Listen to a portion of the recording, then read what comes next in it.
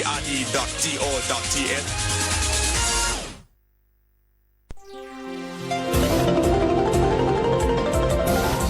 วิทยุแห่งประเทศไทย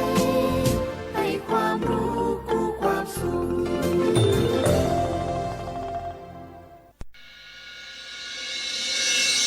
สถานีวิทยุกระจายเสียงแห่งประเทศไทยจังหวัดเชียงใหม่ AM 1476 กิโลเฮิรตซ์สถานีวิทยุภาคภาษาชาติพันธุ์แห่งเดียวในประเทศไทยที่มีความทันสมัยเชื่อถือได้สร้างอัตลักษณ์กลุ่มชาติพันธุ์สู่สากล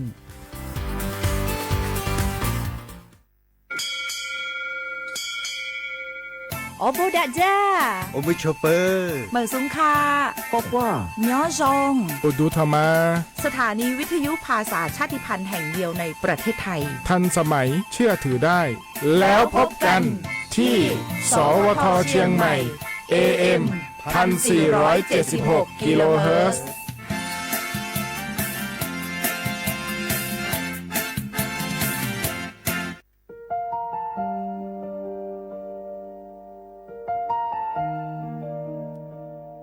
ขอน้อมเกล้าถวายอาลัยสมเด็จพระพันปีหลวงพระแม่แห่งแผ่นดินผู้ทรงเมตตาเหนือเกล้าขอพระองค์เสด็จสู่สวรรคาลัยข้าพระพุทธเจ้าข้าราชการและเจ้าหน้าที่สถานีวิทยุกระจายเสียงแห่งประเทศไทยจังหวัดเชียงใหม่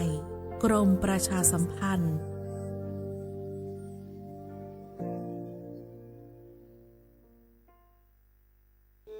ท้องฟ้ามนสายฝนพรำดังน้ำเนตรทุกทเวศอาลัยหวนให้หาพระมิ่งขวัญดวงใจไทยประชาทะเสด็จสู่ฟ้าสวรรคาลัยน้อมรำลึกในพระกรุณาธิคุณข้าพระพุทธเจ้าคณะผู้บริหารข้าราชการและเจ้าหน้าที่สถานีวิทยุกระจายเสียงแห่งประเทศไทยกรมประชาสัมพันธ์สารคดี แสงเพชรส่องล่าเจ้าฟ้าพัชรกิติยาภาตอนยุติธรรมนำสุข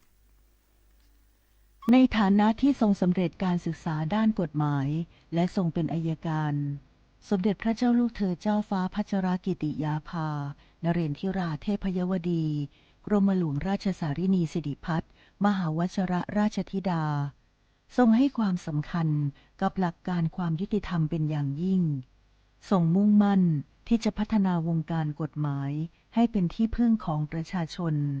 โดยเฉพาะอย่างยิ่งผู้ได้โอกาสให้เข้าถึงกระบวนการยุติธรรมได้อย่างเท่าเทียมทรงใช้ความรู้ความสามารถอย่างเต็มที่ในการให้คำแนะนำทางกฎหมายแก่ผู้ที่ต้องการความช่วยเหลือทรงเป็นผู้ผลักดันให้เกิดโครงการกำลังใจในเรือนจำซึ่งเป็นการเปลี่ยนแปลงทัศนคติของสังคมต่อผู้ต้องขังหญิงและเด็กติดผู้ต้องขังทรงเห็นว่าผู้คนเหล่านี้ควรได้รับโอกาสในการเริ่มต้นชีวิตใหม่และไม่ควรถูกตีตราจากสังคมทรงริเริ่มโครงการและผลักดันให้เกิดการปรับปรุงกฎหมายหลายฉบับเพื่อให้สอดคล้องกับสถานการณ์ของสังคมและคุ้มครองสิทธิของประชาชนได้อย่างแท้จริงพระองค์มีพระวิสัยทัศน์ที่กว้างไกลและทรงตระหนักถึงปัญหาในกระบวนการยุติธรรมทรงเชื่อมั่นว่าการสร้างความยุติธรรมให้เกิดขึ้นในสังคมจะนำมาซึ่งความสงบสุขและความเจริญอย่างยั่งยืนด้วยพระปรีชาสามารถด้านกฎหมายของสมเด็จพระเจ้าลูกเธอเจ้าฟ้าพัชรกิติยาภานเรนทิราเทพยวดีกรมหลวงราชสารินีสิริพัฒน์มหาวชรราชธิดาทรงนำพาความยุติธรรมสู่สังคมเพื่อช่วยเหลือผู้ได้โอกาสให้ได้มีโอกาสอย่างเท่าเทียมน้อมรำลึกถึงพระองค์พระผู้ทรงเป็นแสงแห่งความยุติธรรมในดวงใจ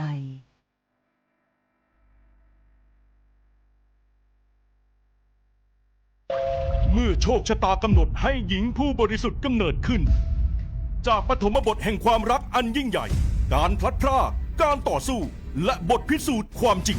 ร่วมสัมผัสเรื่องราวแห่งความรักความเสียสละและการแสดงอันวิจิตรงดงามของมหากาพย์รามเกียรติ์ในการแสดงโขนมูลนิธิส่งเสริมศิลปาชีพตอนสีดาในวันที่ 5 พฤศจิกายนถึง 10 ธันวาคมนี้ณศูนย์วัฒนธรรมแห่งประเทศไทยเปิดจองบัตรแล้ววันนี้ที่ไทยทิกเก็ตเมเจอร์เท่าเทียมยุติธรรมเสมอภาค万火失落有茶有多ลองผิงปิ้ง ประเทศไทยเป็นสังคมที่มีความหลากหลายทางชาติพันธุ์แต่ละกลุ่มมีภาษาวัฒนธรรมและวิถีชีวิตที่เป็นเอกลักษณ์ซึ่งล้วนเป็นคุณค่าที่ควรได้รับการคุ้มครองพระราชบัญญัติคุ้มครองและส่งเสริมวิถีชีวิตกลุ่มชาติพันธุ์มีเป้าหมายเพื่อคุ้มครองสิทธิและศักดิ์ศรีของกลุ่มชาติพันธุ์ส่งเสริมการรักษาอัตลักษณ์ภาษาวัฒนธรรมและภูมิปัญญาท้องถิ่นพร้อมทั้งป้องกันการเลือกปฏิบัติและสนับสนุนการมีส่วนร่วมในการพัฒนาสังคมอย่างเท่าเทียมกฎหมายฉบับนี้มุ่งสร้างความเข้าใจเคารพในความแตกต่างและส่งเสริมการอยู่ร่วมกันบนพื้นฐานของความเสมอภาคเพื่อให้ความหลากหลายทางวัฒนธรรมเป็นพลังในการพัฒนาประเทศอย่างยั่งยืน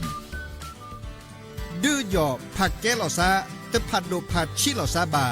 ที่วิจวิออกคโลอาเชื่อที่เลี้ยงโง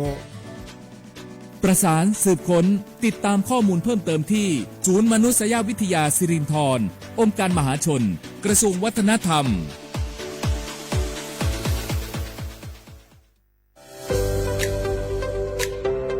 พระราชบัญญัติคุ้มครองและส่งเสริมวิถีชีวิตกลุ่มชาติพันธุ์เป็นกฎหมายที่จัดทำขึ้นเพื่อสร้างหลักประกันให้กลุ่มชาติพันธุ์ในประเทศไทยได้รับการคุ้มครองสิทธิเสรีภาพและศักดิ์ศรีความเป็นมนุษย์อย่างเท่าเทียมกับประชาชนทุกคนโดยมุ่งส่งเสริมให้กลุ่มชาติพันธุ์สามารถดำรงรักษาอัตลักษณ์ภาษาวัฒนธรรมภูมิปัญญาท้องถิ่นและวิถีชีวิตที่สืบทอดกันมาได้ภายใต้กรอบของรัฐธรรมนูญและกฎหมายของประเทศโดยนางสาวสบิดาไทยเศรษฐ์รัฐมนตรีว่าการกระทรวงวัฒนธรรมกล่าวว่ากฎหมายฉบับนี้สะท้อนให้เห็นถึงความสำคัญของความหลากหลายทางวัฒนธรรมซึ่งถือเป็นรากฐานสำคัญของสังคมไทยการที่เรามีพรบออกมาคุ้มครองเมื่อวันที่ 18 กันยายนนะคะปี 2568 ก็ถือว่าเป็นอีกก้าวหนึ่งนะคะถือว่าเป็นก้าวแรกที่จะเป็นการไม่ใช่แค่คุ้มครองวิถีชีวิตชาติพันธุ์แต่ว่าคุ้มครองความหลากหลายทางวัฒนธรรมซึ่งจะทำยังไงให้ทุกท่านนี้สามารถอยู่ร่วมกันในสังคมได้อย่างเท่าเทียมโดยคำนึงถึงศักดิ์ศรีความเป็นมนุษย์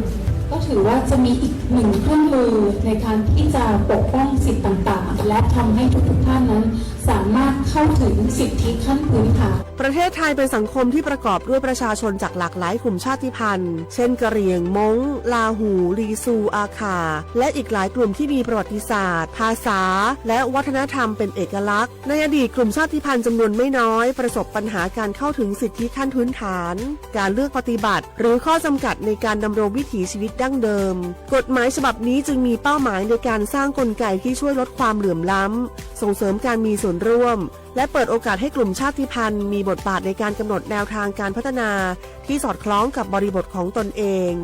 สาระสำคัญของพระราชบัญญัติประกอบด้วยการคุ้มครองสิทธิของกลุ่มชาติพันธุ์ในการรักษาและสืบทอดภาษาประเพณีศิลปะวัฒนธรรมความเชื่อและภูมิปัญญาท้องถิ่นการส่งเสริมการศึกษาที่คำนึงถึงอัตลักษณ์ทางวัฒนธรรมการป้องกันการเลือกปฏิบัติด้วยเหตุแห่งความเป็นกลุ่มชาติพันธุ์ตลอดจนการจัดตั้งคณะกรรมการและกลไกต่างๆเพื่อกำหนดนโยบายติดตามผลและประสานความร่วมมือระหว่างหน่วยงานของรัฐองค์กรปกครองส่วนท้องถิ่นภาคประชาชนและผู้แทนกลุ่มชาติพันธุ์นอกจากนี้ยังเปิดโอกาสให้มีการกำหนดพื้นที่คุ้มครองวิถีชีวิตกลุ่มชาติพันธุ์ในบางพื้นที่เพื่อสนับสนุนการอนุรักษ์วิถีชีวิตและการจัดการทรัพยากรตามหลักเกณฑ์ที่กฎหมายกำหนด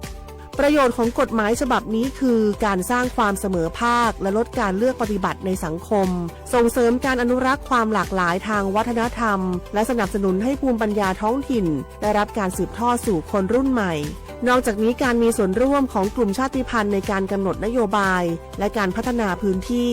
ยังช่วยให้การดำเนินงานของภาครัฐมีความเหมาะสมกับบริบทของแต่ละชุมชนมากยิ่งขึ้นส่งผลให้เกิดการพัฒนาที่สมดุลและยั่งยืนทั้งในด้านเศรษฐกิจสังคมและสิ่งแวดล้อมนำไปสู่สังคมที่เปิดกว้างมีความเข้าใจซึ่งกันและกันและเคารพความแตกต่างของทุกกลุ่มคนอย่างยั่งยืน สนับสนุนโดยศูนย์มนุษยวิทยาสิริธรองค์การมหาชนกระทรวงวัฒนธรรม www.sac.or.th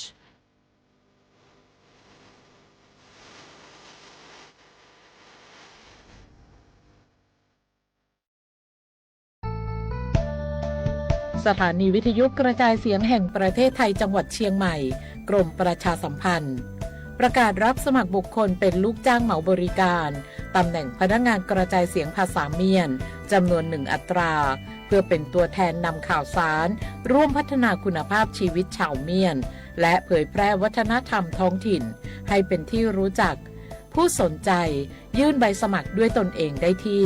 งานธุรการสถานีวิทยุกระจายเสียงแห่งประเทศไทยจังหวัดเชียงใหม่ตำบลช้างคลานอำเภอเมืองจังหวัดเชียงใหม่ตั้งแต่บัดนี้เป็นต้นไปสอบถามข้อมูลเพิ่มเติมได้ที่ 053-276-068 ในวันและเวลาราชการมังลิวเอาเก่งเศร้าก็โอ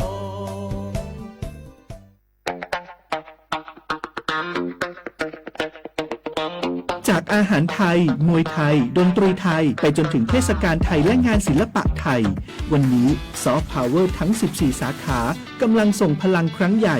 ไม่ใช่แค่ผลักดันวัฒนธรรมสู่ระดับโลกแต่คือฟันเฟืองสำคัญที่ขับเคลื่อนเศรษฐกิจไทยให้ก้าวไปข้างหน้าสร้างโอกาสสร้างอาชีพกระจายรายได้สู่ชุมชนและพี่น้องประชาชนโดยตรง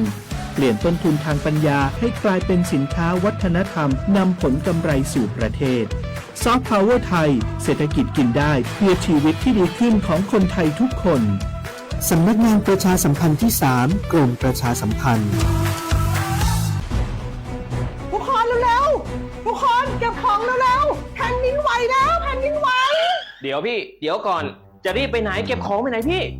เนี่ยพี่ดูในข่าวเขาทำคลิปมานะว่าจังหวัดเราเนี่ยแผ่นดินจะไหวพี่ยังไม่มีแฟนเลยเนี่ยกลัวตายมากเลยเนี่ยไม่อยากตายเอ้าพี่ไปฟังข่าวปลอมมาอีกแล้วเหรอทำไมพี่ไม่ไปดูข้อมูลแผ่นดินไหวที่แอป Earthquake หรือว่า Thai Disaster Alert อ่ะเขาบอกข้อมูลหมดเลยว่าสถานการณ์แบบไหนระดับไหนต้องทำตัวยังไงบ้างอีกอย่างถ้ามือถือพี่ไม่มีเน็ตเนี่ยเขาจะมีเซลล์บอร์ดแคสส่งข้อความแจ้งเตือนมาที่โทรศัพท์พี่โดยตรงเลยพร้อมข้อปฏิบัติด้วยเหลือแค่พี่ปฏิบัติตามนั่นแหละต้องใจเย็นๆลงละขอบคุณมากนะน้องโอเครู้ทันสาธารณภัยห่างไกลความเสียหายด้วยความปรารถนาดีจากสำนักงานประชาสัมพันธ์ที่3กรมประชาสัมพันธ์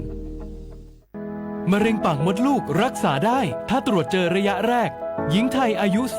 30-59 ปีวันนี้รีบใช้สิทธิบัตรทองตรวจมะเร็งปากมดลูกได้ไม่เสียค่าใช้จ่ายติดต่อสถานพยาบาลในระบบบัตรทองหรือจองคิวตรวจผ่านแอปเป๋าตังค์เลือกกระเป๋าสุขภาพหรือขอรับชุดเก็บสิ่งส่งตรวจมะเร็งปากมดลูกด้วยตนเองที่ร้านยาและคลินิกการพยาบาลสอบถามเพิ่มเติมสายด่วนสปสช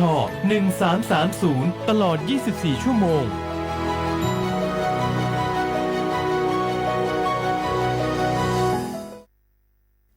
พี่น้องเขาสนใจใครปืนเผาผ่านตั้งห้องเปิดเสียงสวทเก้งใหม่ปั่นตั้งหูห่มปลาดังมีดังซื้อถ่อมแจ้งเรื่องหลีกว่าไก่ในปืนตีเจดอนเก้งใหม่กับสืบมาเลยดีสวทเก้งใหม่หมายฟ้น053-276-068และ092-246-8579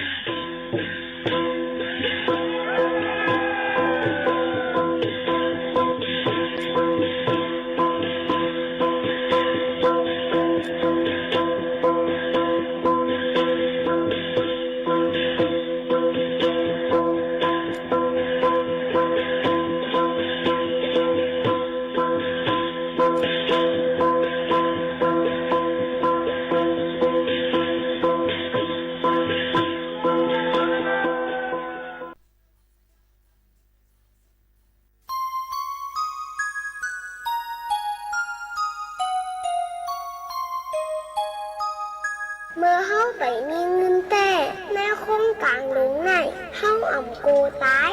เผื่อเฮามีเงินน้ำลำมาไหนซ้ำโกตายค่ะวะ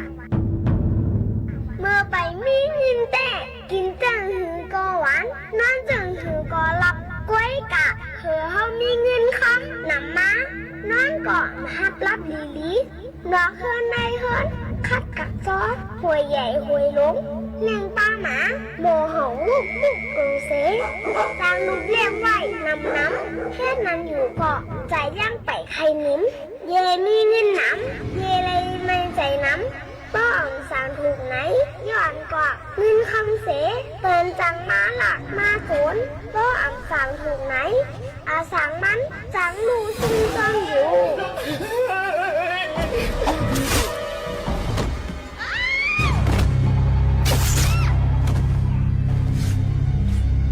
อาสังมันจังลูซุ่มซ่อนอยู่เป็นใจเขาหรือเงินคำไหนเมื่อไปนี่ก็ไล่ตุกข้ามีมาเหยาก็ไล่ตุกข้าจอมมันแลอันใจรัตนาอันแจกจ่ารัตนาอันแจกจ่างอันจางไล่ปึงอิงเสตันตั้งเสื้อเย็นในเป็นพระรายัตนาร้านรัตนาสังขารรัตนาสามเจ้านั่นก็ขยาว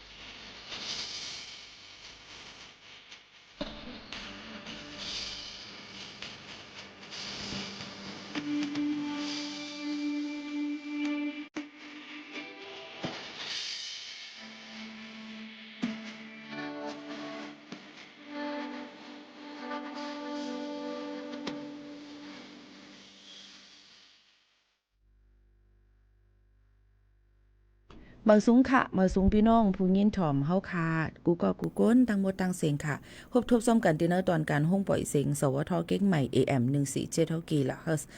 สำนักงานประชาสัมพันธ์ที่3กรมประชาสัมพันธ์อยู่เป็นอุ้ยก้อยเสบ่แม่พี่น้องเขาในองค์ที่49เส้นตั้งประชาสัมพันธ์จังการเวงเก๊กใหม่50100หมายโฟนกับสืบที่ห้องปล่อยเสียงเฮาค่ะ053276 007ค่ะ053276 007กับสืบมามือพ้องเปิดเพลงความค่ะเนาะพี่น้องเขาค่ะนี่ก็ข่าวยามตอนดับภาษาความใต้ได้ก็10โมงไปอีกอ่อนนึงต่อถึง10โมงถึง11โมงค่ะเพราะดังข่าวยามติเป็นผู้จัดรายการต่างเช้าคืนเนี่ยเตรียมจังป่องความกันนั่นขนาดเนาะยังบ่ว่าเป็นก็หลายภาษาจังนั้นค่ะนี่ก็เขียนดอกป่องเจอและบอกรัดถึงพ่อแม่พี่ๆน้องๆเขากูก็กูก้นใส่กำในนั่นค่ะพี่น้องเขาค่ะอยู่เป็นอ้อยก็เซจอมกันที่ในเนี่ยค่ะจอมขาวยิ่งหมูขาวนวลสุภาวันเชื้อสารวินเป็นอ้อยก็อ้อยเซพ่อแม่พี่ๆน้องๆเขาตั้งหมดตั้งเสียงกูตีกูตั้งกันอยู่ค่ะอ่อนตั้งในดิอ่อนพี่น้องเขามาถ่อมด้วยข่าวเงาเกี่ยวกับเลยลองฟิงฟ้าราศีกันอีกอ่อนนึงในนั่นค่ะเนาะพี่น้องเขาค่ะเฮ็ดให้ลมเดี๋ยวจังพัดเป่ามาแทงนะคะหลายๆเจดอนหลายๆเจวิงในนั่นค่ะอ๋อเดี๋ยวจังเฮ็ดฝนลมมีมาแทงในนั่นค่ะหรือเลยฟังกันไว้จอมในนั่นค่ะโยก็ฟังกันไว้เกี่ยวกับเลยลองฝ่ายลองฟิงฟ้าราศีฝ่ายลองตีลิ้นกรมทรัพยากรธรณีเจ้าในเปิ้นก็อ่อนกันนะคะฟังกันไว้ลองแผ่นลิ้นไว้อำนั้นก็อิงสันนะคะ16กลุ่มตีห้อยอันที่ห้อยตีจังมีอิงสันนั่นมี16ตีจอมปัดปื้นดังเมืองจึงไทยในนั้นค่ะให้ฮู้คือตั้นยกเอาหนังคือบ่เตอำตกเจอตื่นผ่านนั่นในนั้นค่ะเอาพี่น้องเขามันก็เตมีเนี่ยค่ะเตมีร้อยเรือนที่แม่จันเจดอนเก้งไฮค่ะอันนี้จำเฮือนิ่งหมู่ขาวโน่นเขาเต้ๆเนี่ยค่ะที่เสียนตังเตจังเฮ็ดบนห้องว่าเปิ้นห้องว่าร้อยเรือนร้อยเลื่อนในค่ะเนาะอันที่มันได้จังให้เป็นอิงสันนั้นก็แผ่นดินไหวไหลนั่นในค่ะเนาะยก็เตมีที่แม่อิงเก้งไฮเตมีร้อยเรือนที่แม่ห้องสอนตากค่ะเตมีที่มึงเมยเจดอนเมืองตากกำแพงเพชรเนี่ยค่ะดีเมท่าเก้งใหม่ลำปูนเก้งไฮจังได๋ค่ะเนาะยก็ลำปางเมืองแพร่ร้อยเลื่อนพะเยาเมืองปัวนะคะอุตรดิตถ์เจดีย์3องค์กาญจนบุรีค่ะศรีสวัสดิ์กาญจนบุรีกำแพงเพชรอุทัยธานีหลายตีค่ะเอาพี่น้องเขาค่ะร้อยเลื่อนเพชรบูรณ์ร้อยเลื่อนแม่ลาวร้อยเลื่อนที่เว้งแหงก็มีเหมือนกันค่ะนะอันนี้ก็เส้นต่างอันที่จังให้อิงสันยก็เป็นพี่เลยน้ำนั่นในนั่นค่ะพี่น้องเขาลองตั้งเสนอปืนก็ห่างเฮียนกันไว้หนังหือบ่เด็กคือตันเยก็ตีอำตกเจอนั่นค่ะนะเนาะก็มาฝากตอนจุดถึงพี่น้องเขาค่ะเยก็ฝนลดยอมลงเหี่ยวสีอำกาหลูเลยฟังกันไว้จอมอยู่ย้อนประวัติจังมีเฮ็ดให้น้ำน้ำทุ่มน้ำนองน้ำห้วยน้ำหลากมาไหลหลูเลยฟังกันไว้ถ่อมด้วยข่าวเงาให้คือตันอยู่ตาสีในนั่นค่ะอ๋อเยก็ผิดหมอกพี่น้องเขาโฮมกันเนี่ยค่ะส่งแห้งเจอสีอำกาส่งปันตั้งกินตั้งย่ำก้นอันหบทบเพน้ำท่วมตีตั้งเจดอนเมืองน่านในค่ะอ๋อโฮมส่งต่อแห้งเจอแล้วก็คู่ของ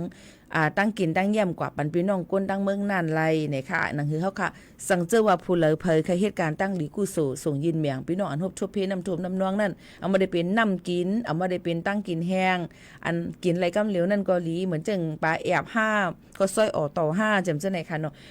เดี๋ยวก็ได้มีของเจอศูนย์โตเนี่ยค่ะสเปียอาบน้ำ5ก่อนสีจำเจ้าไหนค่ะเนาะพี่น้องเขาค่ะยายยาเนี่ยค่ะยายยาหลู่ล้อมด้วยถึงลองป้ายอยู่หลีแล้วก็ผ้าห่มเสื้อโคว่าจำเจ้าไหนค่ะกูก็ปันแห้งเจอส่งแห้งเจอปันตอนดาพี่น้องอันจ้าเจอทบเพนั่นอยู่ในนั่นค่ะเนาะกว่าโฮมกันหลู่เลยตีไหลหลาในกะที่สมาคมสื่อออนไลน์เก่งใหม่ในค่ะเนาะในค่ะสุภาลัยมอนเตบิสในนั่นค่ะพี่น้องเขาอำนั้นก็กับสืบกว่าไรดี0802686 6456ก็ไรเหมือนกันหลายๆตีเอาเปิ้นก็ตีจู่ตุ่มกันเสห่มกว่าหลู่จำเจ้าในค่ะนะก็หลู่กว่าจ้อยเทียมปันจังหนังในค่ะพี่น้องเขาค่ะนี่ก็เอามาฝากตวนจุดถึงพี่น้องเขาห่มส่งแห้งเจอส่งปันจะเจออันฮบทบเพน้ำท่วมน้ำนองนั่นบ่ได้มาด้วยวันเฮาเมืองเฮานั่นนี่ก็ยังตึกยาลองฮบทบเพน้ำท่วมน้ำนองกันและลิ้นหยดลิ้นกวนลิ้นปังเพกึ่งกลางจำเจ้าในก็ยังตึกมีอยู่ยก็ยุ่มย้ำว่า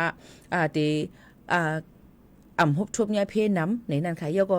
เตมีจุ่มประเฮตาแขกหลีปังจ้า5จำใจเปิ้นก็ได้เข้ากับจ้อยแถมรูล้อมด้วยถึงกันก้วยกะหมังปื้นตีมามันอ่ำเข้าถึงไลเซต้าในก็ก้วยกะเฮาคาก็หลูเลยมีแฮงเจออย่าไปมุงม่วงให้เปิ้น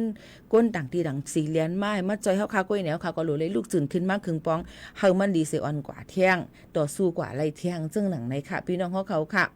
เยอะก็เมื่อวันที่20ปนมาเหลือนทุน8กลางในมี96ลอกค่ะต่างโคกุ่นลำนึงเลยเป็นเพกึ่งกลางปินตัวกว่าที่หิมวันลอยค่ำเจเว้งเมืองหลวงเจตอน อนเกี่ยวแม่เมืองไต้ปอดห่องค่ะก้นกว่ามาจอมตังเขาก็รัดว่าการลำนันปินตกลงกว่าดีเนอหวยตั้งลึกเคยมีหมอก3ปักทัดนั่นก้นหอกกาอะไรก้นจอมกา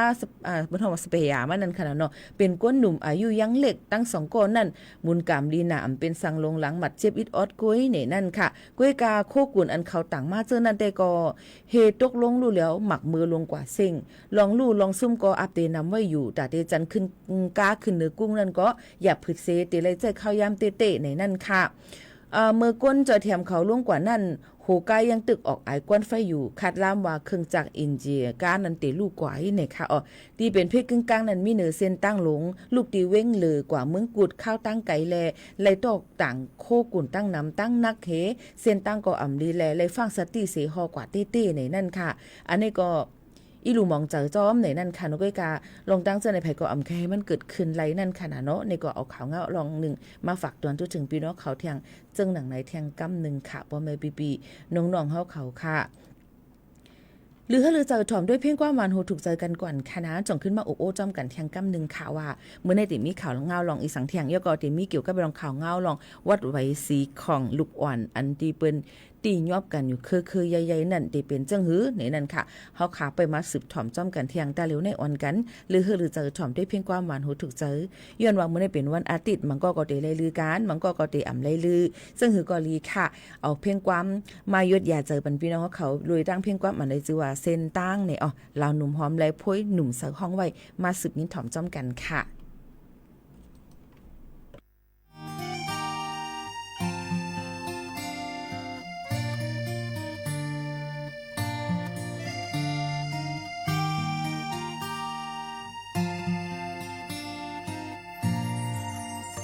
สัมสราตุกขาในวงลงปันตรงจำมันมาบ่หึงตาลอดปนก็รมาพระเนสินตังไว้โจหนึ่งข้าวยำกำแพบตาเกิดเป็นก้นมากำเก็บอ่อนปีลงลึงเฮ็ดจำตลาเนสินตังไว้สังขาเจ้าตั้งเจอให้มนต์เสือตอนเตอจนกาดเย็นสัตตว่าตั้งเจอให้มนต์เสือตอนเตอจนกาดเย็นกึดแม่นหบทบปลาสัจจาศาสนาคำพระตะกึมในปีลงลืมพึกจอมตลาลีเฮกึมไว้ตาดีปุนมุนหลอดออกสามสราตุกขาเข้ายาวลงทอมคอความพลาโหในสิ้นตังไว้เจ้าตาหน้าตั้งเจอหามนต์เสือตอนเตอจนกาดเย็นวิยาวิจาตั้งเจอหามนต์เสือตอนเตอจนกาดเย็นเป็นเงาลูกว่าอำมันกำอันนี้จะลงเจอลูอนัตตาตราอำปึงมันไหลจาติทุกขาติตราบยาติเจ็บเท่านา มรณาตักทุกตั้งตายอำลดกลางไหลเมตตาไว้วางกูคนนั้นเฮอกังลดตั้งปีเมตตาเจอเฮาหอมหอมเป่าเฮอเศร้าลดพีขีนบนสูงยืนมาเมตตาตราเฮาหาหับกาเดี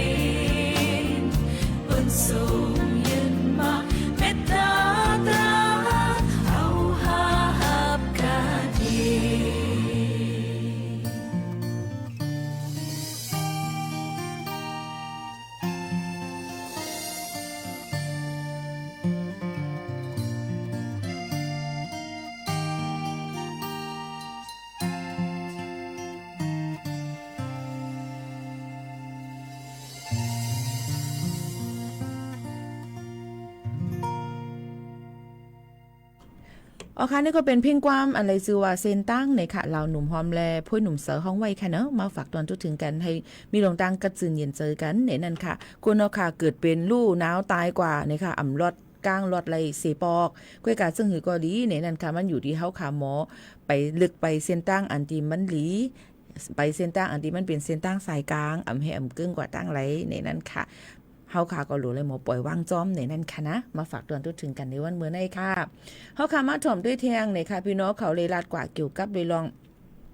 หลีฟังไว้เมื่อว่าในค่ะเนาะมันเป็นลองมีลองเปิ้นฟังกันไว้ในนั้นค่ะตั้ง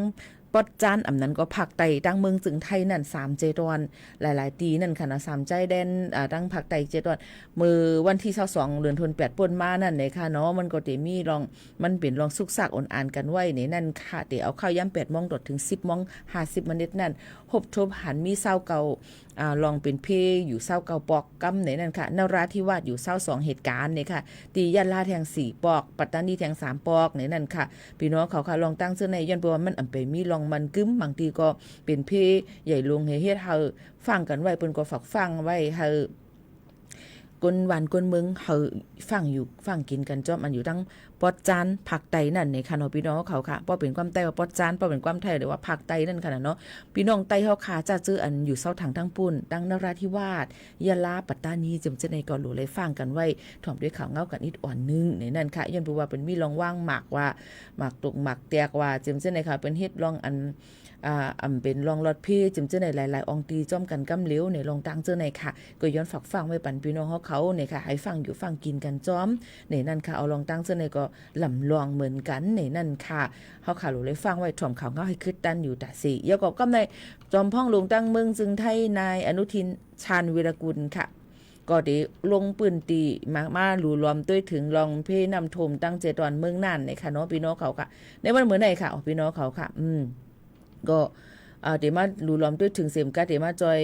ปันแห้งเจอแล้วก็หางเฮียนไว้รองยุดยาปันตอนข่าววันก้นเมืองเทียงในนั่นค่ะพี่น้องเขานี่ก็เป็นข่าวเงาเทียง1รองมาฝากตอนจุดถึงพี่น้องเขาซึ่งหนังในค่ะเกี่ยวกับเลยลองวัดไว้สีของค่ะเนาะพี่น้องเขาค่ะเขาข่าวมาด้วยค่ะว่าเปิ้นติ่งยอบเลยตั้งเขตดินแดงนั่นสิเปิ้นก็ควักล่ามกว่าหลายๆองตีจอมกันกำเหลวเนี่ยค่ะพบทบว่ามีอยู่หลายๆปืนตีในนั่นค่ะเนาะพี่น้องเขาค่ะที่เฮ็ดเฮาเปิ้นลงกดจัดกดทัดด้วยนั่นค่ะเนาะพี่น้องเขาซึ่งหนังในค่ะพี่น้องเขาค่ะก็นั้นแหละภายตั้งผู้กวน7วันกรุงเทพมหานครนายชัดชาติเนี่ยค่ะผู้ว่าชาตินั่นเนี่ยก็สั่งการเนี่ยค่ะให้รายงานผลพี่น้องแห่งการยันเมืองอันจะเจออันมีไว้เกี่ยวกับเลยลองเฮ็ดวัดไว้สวมบัตรปลอมมาจำเจ้าในค่ะเนาะเปิ้นก็ได้ออกข้อสั่งเสกว่าทัดเมทัดด้วยแทงว่ามันไหลมาจึงหือเป็นจึงหือพองเจิมจึงหนังในค่ะพี่น้องเขาค่ะเปิ้นก็สั่งการกะดอนตาก้นอันเป็นก้นหับการขุน3ก้อนนั่นเนี่ยก็เปิ้นก็กดจัดกดทัดให้ลือการไว้ยก็ขึ้นเดมีลองว่าย้อนเปิดสั่งละเฮ็ดมาจำเจ้าหนังในค่ะเมื่อหนังตั้งท่า2อย่างที่เมืองตากจำเจ้าในก็ครบทบยาก้นอันนี้สวมเฮ็ดวัดไว้สีของนำเต้ๆลองตั้งเจ้าในเปิ้นก็ลงปืนตีเสกดจัดกดทัดด้วยแทงอยู่ในนั่นค่ะพี่น้องเขาค่ะหนังหือปอดีกว่าเฮ็ดขังมันบ่ถูกแม่นแล้วก็อำปันให้ก้นเฮ็ดผิดปักเปิงเฮ็ดอยู่นั่นค่ะเนาะเจิมเสื้อในนั่นค่ะพี่น้องเขาค่ะบ่ได้ถามมาวัดไว้เสื้อในมันลำลองจึงหือล่ะในวัดไว้สีของดอนดาลูกอ่อนอาสาคาครบถึง15ปีว่าเจิมเสื้อในบ่บ่เฮ็ดในจึงมันก็เปิดปรับเยเงินไหลบ่เปิดปรับเยเงินไหลยาวในจึงมันก็เป็นเฮียงการบ่มไปมีวัดไว้เต็มทวนมันไปเปิดไหลดองใจกอบนั้นได้ลองตั้งเสื้อในเปิ้นก็หาตื้อต่างในสินึงก็กะหือหางก็คือเป็นหมื่นเป็นหังหาในมาเฮ็ดกว่าให้ก็เปิ้นก็ได้เอากับขายบันซื้อซิมการ์ดไหลเปิดปรับเงินไหลเสียเปิดบัญชีเฮ็ดเป็นบัญชีม้าแทงเปิดบัญชีม้ามาเป็นบัญชีที่จื้อเฮาก็กะห่อมเลยจ้ะว่าปันเปิ้นเจอค่ะจังไหนเอาพี่น้องเขาว่าเป็นจังไหนไม่ยาวในพี่น้องเขาก็รู้เลยป่องเจอว่ามันเฮ็ดผิดปักเปิงหมายมีเยาก็กำไมก้นอันเหตุการณ์หยอกแล้ว1ออนไลน์กุมจะแพนว่าสแกมมาว่ามิจฉาชีพเพราะฉะนั้นเพิ่นก็ได้เอากว่าเจอเจิมเจอหนังนั้นค่ะก็ตามตั้งผิดในนั้นค่ะ เสียมก็เฮ็ดยก็อันเปิ้นเอาจื้อเฮาขากว่าเจิมเช่นนั้นค่ะเนาะลองตั้งเจ้าไหนก็มันหลีฟังกันไว้เต้ๆในนั่นค่ะก็มาฝากตอนทุกถึงพ่อแม่ปีๆน้องๆเขากูกวนเจ้าหนังไหนเอาค่ะหนังหือมันบ่ได้กะย่าเปิ้นหยอกแลนเฮาค่ะหนังหือเฮาค่ะบ่ได้ก็ตกเป็นเหยื่อกวนอันที่หากินเงินจอมเจ้าไหนในนั่นค่ะเนาะลองตั้งเจ้าไหนก็รู้เลยฝากฟังไว้ปันพ่อแม่ปีๆน้องๆเฮาเขากูกวนตั้งหมูตั้งเสียงอยู่ในนั้นค่ะเอาพี่น้องเขาค่ะก่อนนั้นแลพี่น้องเขามันก็ถามมาว่ามันก็ว่าเฮาก็สวมใจวัดไว้เปิ้นอายุก็เหมือนกัน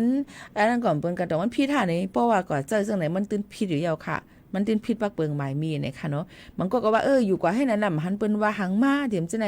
มันเดี๋ยวมีลองไปวนกวนเฮาค่ะจังไหนค่ะเสียงกันนายกันไปยังแค่ไหนเฮาก็เสียงต่างมีเดี๋ยวจังไหนก็มีมาให้เฮ็ดให้เป็นปัญหาที่กวนอันใครไรเงินก็เฮ็ดหาก้นอันที่เคยอยู่เฮ็ดใครเลยวัดไว้ต่างน้องต่างอันนี้ก็ซ้ำกับปันเปิ้นจังได๋สิมันจ่องเคยเกิดขึ้นมีมาลองการเฮ็ดผิดปักเปิงหมายมีแล้วกินจิกดอกจอกมอนเงินเนื้อกันนี่เฮ็ดลองให้มันผิดจังได๋ค่ะดอกบ่ถึงเจ้าหน้าที่ในนั้นนี่ก็หันถึงเงินเดี๋ยวก็เฮ็ดผิดกว่าจังได๋ก็มีมาในนั้นค่ะพี่น้องเขานี่ก็เปิ้นก็ไล่ออกหมายอมูคดีเนี่ยค่ะที่มีข้อสั่งเนี่ยค่ะหลายๆตีค่ะเนาะพี่น้องเขาค่ะเมื่อหนังตั้งกรุงเทพมหานครนะเขาเนี่ยค่ะตั้งเขตดินแหลงเนี่ยค่ะเนาะอันผู้อันเกี่ยวข้องจำเจ้าไหนเนี่ยค่ะยกก็ผู้ใหญ่ว่าเนาะนายนาเจ้าเฮือนว่าจำเจ้าไหนค่ะเนาะอันเอาจื้อก้นต่างแห่งการดุอ่อนแห่งการยันเมืองเขามาเฮ็ดปัดไว้สีของนั่นเนี่ยค่ะเนาะพบทบว่ามีลองพิษปักเปิงอยู่1ปากว่า11ก็อันนึงแห่งปลายนั่นเนี่ยค่ะเนาะยกก็สั่งเอ็กซเรย์ด้วย50เขตปัดปื้นตั้งหิมกรุงเทพมหานครเนี่ยนั่นค่ะกด7ย้อนหลังกว่า10ปีค่ะพี่น้องเขาถ่อมได้ลีๆค่ะนะยกก็แชร์บันกันจ้อมรีพอร์ตบันกันจ้อมค่ะเนาะเขาเปิ้นเตมีเจ้าหน้าที่นะคะกด7กดทัดย้อนหลังกว่าตา10ปีนะคะผู้เลยเผยเฮ็ดผิดผู้เลยเผยซื่อผู้เลยเผยเฮ็ดลองอำถูกแม่นปักเปิงใบมีเนี่ยเปิ้นเตถอดเตทอนยกก็เตเอาอมุคดีความกว่าจังไหนค่ะนะพี่น้องเขาค่ะลองตั้งเจอไหนในนั้นค่ะนะยกก็เตมีเทียงเนี่ยค่ะหลายๆเจดวนเทียงลูกก่อนนี่ค่ะเนาะแทงหลายๆเจดวนแทงลูกก่อนนี่นั่นค่ะเอามาได้เป็นจอมแดนลิ้นดังเมฮองสอนดังเกงไฮดังเมียวดีดังเมืองตากเขาเจมเจ้าในหลายๆตีค่ะลองตั้งเจ้าในก็พี่น้องเขาก็หลู่ไล่ฟังกันไว้จอมไหนนั่นค่ะพี่น้องเขาค่ะกอบนั้นแหละมันก็ว่าอันเป็นนายจ้างมันเฮ็ดปัญหาอันเป็นเจ้าในเฮ็ดปัญหาเพราะเขาค่ะเฮ็ดถูกแม่นจอมหนังปักเปิงหมายมีอ่ำตับโลโก้อีสังพมากดจัดกดทัดในเปิ้นจำเป็นต้องมาถึงที่เฮาค่ะเปิ้นได้กดจัดกดทัดดีตั้งในคอมพิวเตอร์ในเก็บไว้อันปืนเก็บปืนข้อมูลก้นก็ไหลก็นั่นนี่เปิ้นก็ได้เช็คด้วยในนั่นค่ะเพราะว่ามีที่กว่าที่มามันถูกแม่นในก็เป็นซังเพราะว่าก้นก็ในเป็นก็อันทางเทอมในเปิ้นเตเฮ็ดผึ่นดีออกมาให้สูงมาปั่นซื้อก้นก็นั่นนั้นก็เจ้าเฮือนก้นอันก้นเฮ็ดผิดปักเปิงนั้นมันอยู่ไว้ว่าเป็นเรื่องนั้นมาในก็เพราะเป็นเรื่องนั้นมาในเปิ้นก็ได้กดแจ้งกดทัดอยากให้เปิ้นก็ได้ให้เฮากะเปิ้นได้ต้องถามเฮาค่ะก็รู้เลยกว่าตอบปันเจ้าหน้าที่เปิ้นเพราะเฮาถูกแม่นนี่ก่อนเป็นซังเพราะมันถูกแม่นนี่ก็จงไกว่ากันกว่าจ้อมหนังปักเปิงหมายมีเปิ้นแทงเจ้านั้นค่ะลองตั้งเจ้าไหนค่ะนะฝากฟังไว้ปันบ่แม่ปีๆน้องๆเขากูก็กูก้นค่ะก็มาแต่มีเกี่ยวกับเลยลองเฮิรนอันที่เฮาค่ะซื้อมาเลยเอาซื้อเปิ้นมาเจอไว้อยู่เฮิรนอันที่เฮาค่ะก็ซื้อในโครงการให้เปิ้นนำไปตัดบันตีลิ้นนาลิ้นเฮาค่ะจำเจ้าไหนค่ะเนาะเดี๋ยวมาฝากปันค่ะแต่เหลียวดื้อหรือใจถ่อมได้เพียงกว่ามันหูถูกใจกัน1 ก่อนค่ะไปถ่อมความเพ่งความค่ะพี่น้องเขาถ่อมธรรมะตระอีกอ่อนนึงค่ะเมื่อได้เป็นวันอาทิตย์ก็มาปะเทาเมเกเขาถือว่าเมื่อนี้หมู่เขานู่นเนี่ยมาลาดบันเปิดปันธรรมะตระเนี่ยค่ะนะก็มาดีเป็นตั้งพิษอย่าลงค่าเขาเที่ยงเอาเนี่ยค่ะเนาะถ่อมด้วยธรรมะตระกันอีดอดในก่อนค่ะเนาะพี่น้องเขามายดยาเจอบันอีดอ่อนนึงในนั่นค่ะถ่อมอันปอดมันค่ะเนาะพี่น้องเขาค่ะปอตีอันยาวมันนั่นเนี่ยมันตีหนำป่นตีเนี่ยเพียวอาลาเนี่ยค่ะเนาะถ่อมด้วยอันปอดมันในอีดอ่อนนึงค่ะพี่น้องเขาค่ะ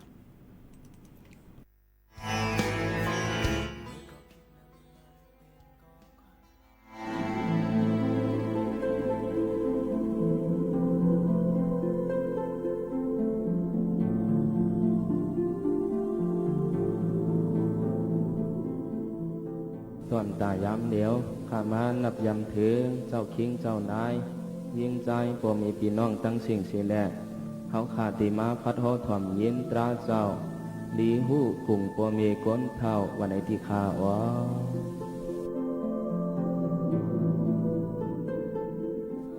มตัส สสะภะคะวะโตอะระหะโตสัมมาสัมพุทธัสสะติสรณัมอหังวันตามิสัพพตาสาธุสาธุสาธุ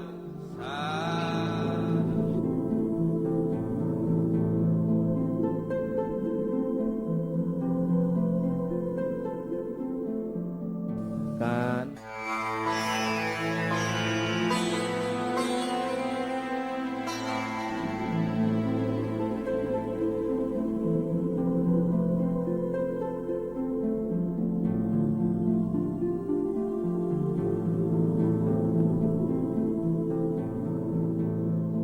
พวกในจังหวะบูดาเลียงกา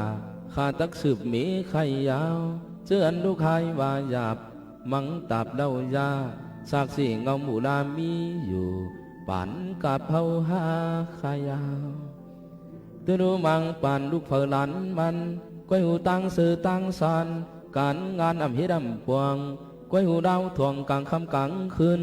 ย้อนเงินด่าเสียงหังปากากะวาวาเปลี่ยนมาเกี่ยนนำยาเอ้ยยาลูกเผอก็มันอยากไม่โปตานหิงมุกไฟหลักยาวอ๋อก็ไม่จังว่าจ่าป่าน่าเจอมีก้นเท่ายาวหมางเฝ้าพวมีพวในอึบเข้าอึบน้ำไปซ้ำพันเนียนลูกใจซ้ำกินยาเพียนยาฝึกตาดึกเย็กใบมุงแล้วเอาซื้อโคนุ่งมือป่องปั่นเปื้อนมือขายนั่นอ้อว่ายังอ่ำหูตั้งขี่ตั้งผ่านหัดหันตื้อตวนย้อนเงินด่าเสียงเกจูผู้ตานผีดูกินดิบกินเดียงศพเขียงโตซาฮิกว่าปั่นมาเยวันเยเฮงสวงเฮงทิ้งศพทิ้งความวันยามปากศพฝ่ายเอ้ยปูโลมีปูไลตวงปั่นมันอายใจลุกโอ้กูโปตันตูโปเห็นกุกลำลึบหนูปุกนั่นเนาะอ๋อก็ไม่จังว่าคันเจอยาวลูกเผอก็มันกินข้ายาวโปตันจนยันหิมเอาเงินคำอ่ำในตำเจอตำโคเอาซิมไว้เนอตึกขัดโซก็ลูกใจซ้ำตันหันตึดตายจันลักออกว่าอย่าว่าหยาบว่าให้ผู้มีว่าสังก็อ่ำใดลูกอายหึดเสือเสียงเหล่าโตซาผู้ตานเจ้าฟ้าขุนเปิงผู้มีรวมเสื่องก็อ่ำใดลังใส่กินตับหน้ามาบตาตุยเพียงตังผู้มีเปลี่ยนวุ่ยไม่โซกาเลือฟอกน้ำตาออกจอมลูกสายโคอย่ามาก็ผู้มีตัวยังง่ำเปิงในอาโกผู้มีตัวยังง่ำเปิงในอาโกวายตัวดูมังพวงมังปานผู้มีสุบานย้อมจวมเขานวมเขาใจคำมังกำโกผิดกิจเจอคำใจอร่อยอะไรสุบานขันควันผู้มีโซวอนปักโมเยยเฮอผู้มีอันอาโลเขาลุกใจสู้จังหวะลุกว่าอยากลูกหลับถาบตัวมถ่อมก็มีตังอุยจังหวะดีโกเมืองกวนเตียวพวกเหมือนไฟส่วนสุ่มอกลูกใจหมางเจอฮิรน้ำตาปูมีปูตกปูยำหมางกำขี้ลงขี้ดังเอาตังเอาตีมีสั่งก็เอาเดียกไข่โปกาเปลี่ยนเครื่องผืนโคเอาเดียกกินยาเพียนเพิกยาวน้อผู้มีจ้าก็อ่ำถ่อมหน้าชอมโซโหก้อยลูกกินอิ่มจี้จิมย่าเพียนเจอเกียนหัดให้ตายก็เขาเปียวอ่ำจางตุ้ยมิวมือกันนาผู้มีจ้ายังตามึนดึกอายันหึกหึดจ้าจูมีหังคำลำลึบลาปาหมังพวกยังอ่างฟันตับตึดเดียวหลับทำสาพันปโรเมตายชิงเปียงกาเลยลือหรือจะถ่อมด้วยธรรมะตราก็ติได้ว่านะขอสอนปนใจก็ติได้ว่าอิดออดเนี่ยค่ะเนาะจึงหือกอลีในค่ะยันว่าอันที่ใครรัดได้มีแทงตั้งนำตั้งหลายนะคะเมื่อไกลเลยรัดก็ว่าเฮาคาซื้อตีลิ้นอันเปิ้นแหม่งขายก้อยกะเฮาอ่ำจังโอนเปิ้นจังโอนลอยโอนปัน ไว้ตีลินนั้นก็โฉนดตีลินเฮาขาไลเห็นไหนค่ะลูกตีว่าคักดอนตั้งกฎหมายปักเปิงหมายมีตีรังวัดนั้นมันไปเย้าตัวอันที่เปิ้นกักกดจัดกดทัดตีมานั่นค่ะไปเย้าตัวอันนั้นก็ตีลินนั่นยังติดไว้นะคะลองเหมือนดังว่าอำไรสุนกรรมสิทธิ์เตเลยว่าสุนพ่อนปูนเตเลยยิบกำไรจำหนังปักเปิงหมายมีอันปืนตำวางไว้นั่นนะคะลงตั้งเจอในก็รู้ได้ฟังแต่มันติมีหลายรองหลายอันค่ะมังก็ในซื้อไว้ตีลินเป็นเมียงคายลองใจมือ2-3 ปีเปิ้นมาเป็นกุนไตในหนาวขายมากันได้ซื้อกันแหนมเป็นทางเฮาเตมีปัญหาเฮาเตเป้าเยาก็ผ่อนเยาก็ติอ้นปันกำเดียวจึงนั้นจึงไหนเผื่อเฮ็ดเฮือนออกมาก็หมายเลขที่เฮือนก็อำไลอ้นตีลินก็อำไลในจำจังไหนค่ะเนาะมันพี่น้องเขาค่ะมันเป็นจังไหนคะฮู้คล้ายๆหัวลองตั้งหน้าที่เป็นมาจึงหือนั่นค่ะเนาะก็นั้นแหละเปิ้นก็เฮียงเลยเปิ้นไปออกปันน่ะเปิ้นก็สิมีอยู่คักตอนที่เปิ้นกดจัดกดทัดด้วยเนี่ยที่กรมเจ้าหน้าที่กรมตีดินเขาเนี่ยค่ะอำนั้นก็เป็นนี้ไว้อำนั้นก็เอากับกำประกันไว้แทงหลายตีหลายตั้งในนั้นค่ะอองตีลินมานั่นถูกแม่นจำหนังเปิงตีลินอันเปิ้นเฮ็ดวางตำไว้นั่นเนี่ยค่ะแล้วก็เป็นตีลินตาหมอดมาเป็นตีลินอันที่มีตั้งเขาตั้งออกค่ะจำจังได๋บางทีก็ได้มีงก็อันนี้เฮาลัดมานั่นค่ะกันเนาะแล้วก็หลักฐานอันเก่าอำใจฉนดมันอำใจนส3นั่นค่ะเนาะอำนั้นก็เจ้าของอำไปเลยก็ยินเลืองไว้จำเสนก็ติมีมาเที่ยงในนั่นค่ะติเลยเฮ็ดจังหือล่ะในก็ติเลยเฮ็ดจำหนังขอตกลงลีกินเกียนอันซื้อขายให้แคมแลบนะคะวันตีอันซื้ออันขายเลยเฮาค่ะติเฮ็ดจังหือจำเสนค่ะเนาะพี่น้องเฮาเขาค่ะแล้วก็ติดตามเนี่ยค่ะเจ้าของตีลินเนี่ยค่ะเนาะองตีสำนักงานตีลินอันที่เฮาขายอยู่นั่นในนั่นค่ะเนาะพี่น้องเขาค่ะโยก็อย่าไปอย่าไปแนดกระจายเงินเต็มกว่ากำเร็วเนี่ยค่ะมือป้องที่โอนกรรมสิทธิ์เป็นจื้อแทงเฮ็ดในนั่นค่ะเนาะหลูเลยฟังกันไว้จ้อมในนั่นค่ะพี่น้องเขาค่ะลองตั้งซึ่งในก็ติเลยว่าเป็นลองตั้งอันที่เฮาขาดถูกเลยฟังกันไว้จ้อมในนั่นค่ะเอาพี่น้องเขามันก็เป็นปัญหาตีลินหลายรองหลายอันซึ่งหนังไหนค่ะลองตั้งซึ่งในก็เอาซื้อเบิ่นมาซื้อว่าเฮก็ปึงอิงกันเป็นก็เซเป็นพี่เป็นน้องกันหาบางปอกมาเนี่ยก็มีลองข้องคำกันเหมือนกันโดดเลยฟังกันไว้สังเป็นไรเนี่ยก็จับลูกก็ใจซื้อต่างก็มันป้องเป็นที่นั้นในติมห้องว่านอมินีเนี่ยค่ะเนาะเอาซื้อต่างก็มาเฮ็ดมาซื้อมาเฮ็ดต่างติมซึ่งในก็ผิดปักเบิงใหม่มีเหมือนกันโดดเลยฟังกันไว้จ้อมเนี่ยค่ะก็นั้นเลยที่ให้หังเสมว่าจับลูกนี้ซื้อโซเชียลมีเดียตั้งนำตั้งหลายก็ไล่ในนั่นค่ะเนาะมันก็ในโลกูเปิ้นฮู้นะว่ามาอยู่เมืองไทยในเงินมีขานายมาซื้อตีลินกันนันกันนายจำเจาไหนค่ะเนาะเยาก็เฮ็ดเอาลงเสามันเยาเฮ็ดนั่นเยาขึ้นเฮือนใหม่เยาขึ้นเฮือนใหม่นำเนี่ยก็ไม่ผิดหมอกผู้ฟังความผิดหมอกก้นตั้งน้ำตั้งหลายใส่คนลงตั้งไว้เป็นจุ้มเป็นชุดจำเจาไหนค่ะเนาะเข้าใจว่าเผอก็ใครเฮ็ดหนังกลางใจตัวเจ้าเก่าใครเป็นก้วยกาบางปองมาอันเฮาใครอยู่เสาทางตั้งเมืองซึ่งไทยเลยถูกแม่นจำหนังปักเปิงหมายมีนั้นก็วัดไว้เฮาคามเต็มทวนเจ้าเจิดมีวัดไว้เต็มทวนเฮ็ดกว่าค่ะกาใครเฮ็ดค่ะมันเป็นทางคะเนาะก้วยกาว่าอย่าลืมค่ะว่าAI ก็กดจัดกดทัดด้วยแล้วก็สื่อโซเชียลมีเดียเนี่ยมันก็เข้าถึงได้ง่ายงามเนี่ยนะคะฝากฟังไว้บันกูก็จ้อมในนั่นค่ะให้ฟังอยู่ฟังกินมออยู่มอกินกันจ้อมค่ะผัดยันพี่น้องเขาเมื่อกว่าก่อนเที่ยวค่ะนะจ่องขึ้นมาพบมาทุกจ้อมปอแม่ปีน้องเขาแทงย้อนสู้ปันให้กูก็อยู่ลีก้างอย่างพี่เข็นมักไม่รีเปลี่ยนกันค่ะมาสูงค่ะ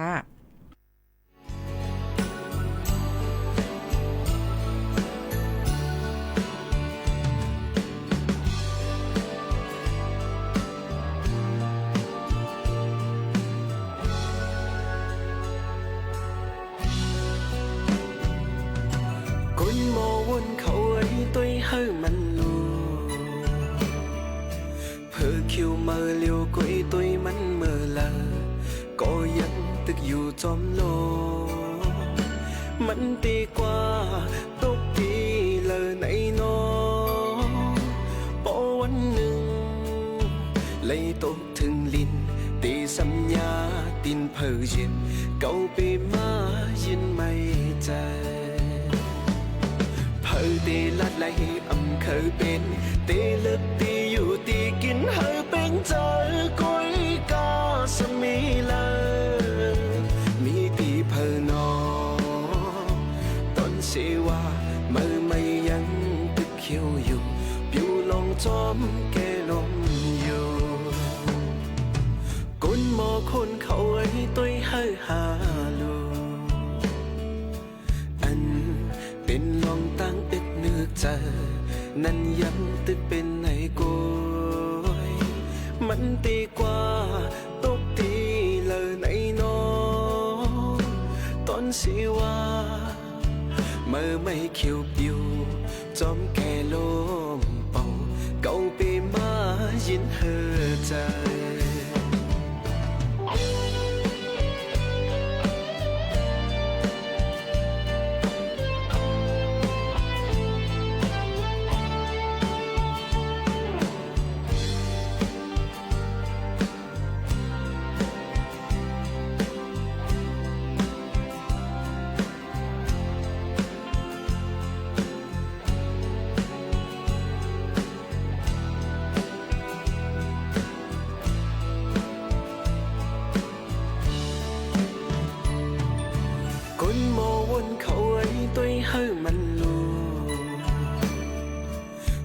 khiêu mơ liều quấy tôi mắn mơ là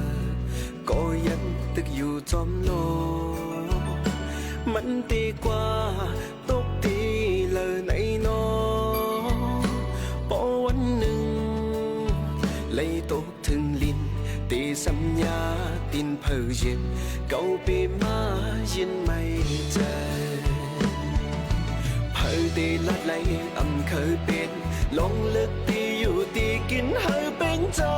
ก้อยกาสมีเลยมีตีเพอนอตอนสิว่าเมื่อไม่ยังตึกเขียวอยู่ผิวลองจอมแก่ลมอยู่ก้นมอคนเขาไอ้ตัวเฮอหาลูอันเป็นลองตั้งอึกนึกใจนั้นยังตึกเป็นในก้อยหาตีกว่าสุดตีเลยในนอตอนสิว่าเมื่อไม่เขียวปิวจอมแก่ลมเป่า